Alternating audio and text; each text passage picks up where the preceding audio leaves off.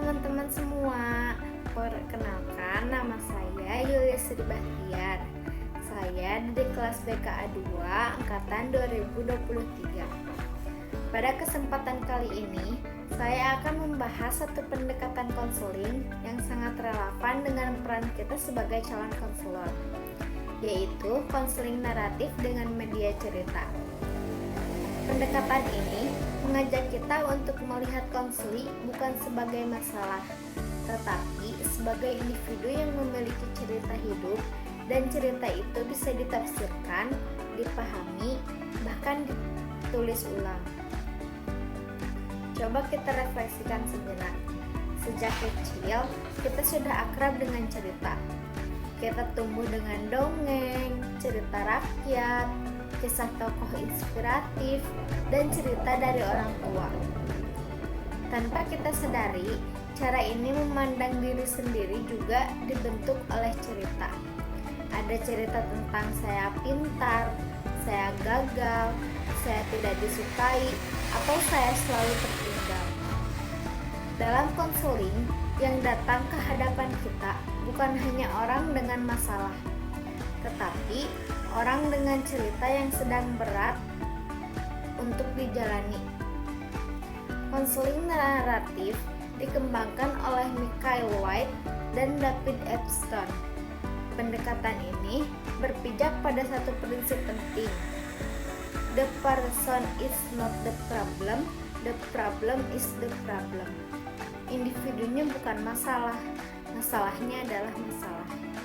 Artinya, konselor tidak memandang konseli sebagai individu bermasalah, melainkan sebagai individu yang sedang berhadapan dengan masalah tertentu. Dengan cara pandang ini, konseling menjadi lebih manusiawi dan tidak menghakimi. Sebagai mahasiswa BK, kita perlu memahami bahwa tidak semua konseling nyaman berbicara secara langsung tentang dirinya. Ada yang malu, takut, atau bahkan belum mampu menyadari masalahnya. Media cerita menjadi alat bantu yang sangat efektif karena lebih aman secara emosional, lebih mudah diterima oleh anak dan remaja, dan membantu konseling mengekspresikan diri secara simbolik.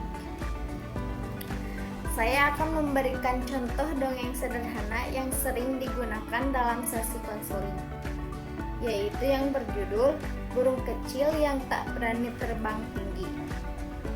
Dikisahkan, ada seekor burung kecil yang selalu terbang rendah.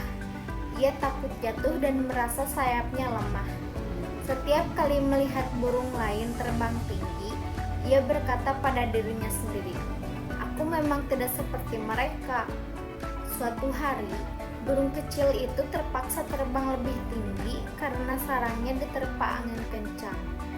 Ternyata, ia mampu bertahan dan menemukan bahwa sayapnya tidak selemah yang ia kira.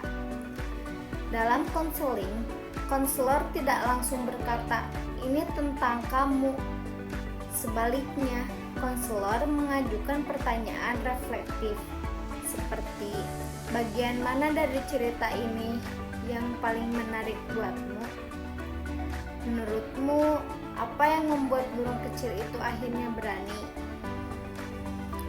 Kalau burung itu bisa berbicara, kira-kira apa yang ingin ia katakan tentang dirinya?" Pertanyaan-pertanyaan ini membuka ruang refleksi tanpa tekanan. Biasanya, konseling memiliki cerita dominan yang bersifat negatif. Dalam contoh burung kecil tadi, cerita dominannya adalah "aku lemah" dan "aku tidak mampu". Cerita dominan inilah yang sering kita temui pada konseling seperti "saya tidak pintar", "saya selalu gagal", "saya tidak punya kelebihan". Sebagai konselor, kita membantu konseling menyadari bahwa ini bukan satu-satunya kebenaran. Melalui dialog dan refleksi, konselor membantu konseling menemukan cerita alternatif.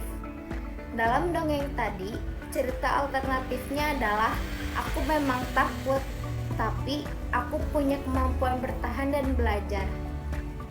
Cerita alternatif seringkali muncul dari pengalaman kecil yang selama ini diabaikan oleh konseli. Masalah dalam konseling naratif dipisahkan dari diri konseli. Rasa takut, minder, atau malas dapat dipersonifikasikan sebagai tokoh tertentu dalam cerita. Misalnya, rasa takut tersebut sebagai si bayangan takut yang sering membisiki burung kecil agar tetap terbang rendah. Dengan cara ini, konseli belajar bahwa masalah bisa dilawan, bukan sesuatu yang melekat pada dirinya. Tahap selanjutnya adalah re-authoring, yaitu menulis ulang cerita hidup konseli. Bukan mengubah masa lalu, tetapi mengubah cara memaknai pengalaman. Sebagai mahasiswa BK, penting untuk memahami bahwa perubahan seringkali dimulai dari cara seseorang bercerita tentang dirinya sendiri. Dalam pendekatan ini, konselor bukanlah memberi solusi utama. Konselor berperan sebagai pendengar aktif, fasilitator, dan mitra refleksi. Konseli adalah tokoh utama dalam ceritanya sendiri. Konselor hanya membantu membuka kemungkinan cerita yang lebih memberdayakan. Konseling naratif dengan media cerita dapat diterapkan dalam konseling individu, konseling kelompok, layanan klasikal, dan mikrokonseling di sekolah. Pendekatan ini sangat relevan untuk anak, remaja, dan bahkan mahasiswa. Jadi intinya, konseling naratif mengajarkan kita bahwa setiap orang memiliki lebih dari satu cerita tentang dirinya. Ketika konselor memberikan ruang aman untuk bercerita, konselor diberi kesempatan untuk melihat dirinya secara lebih utuh. Sebagai mahasiswa BK, tugas kita bukan menilai cerita konseli, tetapi membantu mereka menemukan cerita yang membuat mereka lebih kuat dan lebih berdaya. Teman-teman, cukup sekian materi yang bisa saya paparkan. Untuk kesalahan dan kekurangan mohon dimaafkan. Terima kasih. Wassalamualaikum warahmatullahi wabarakatuh.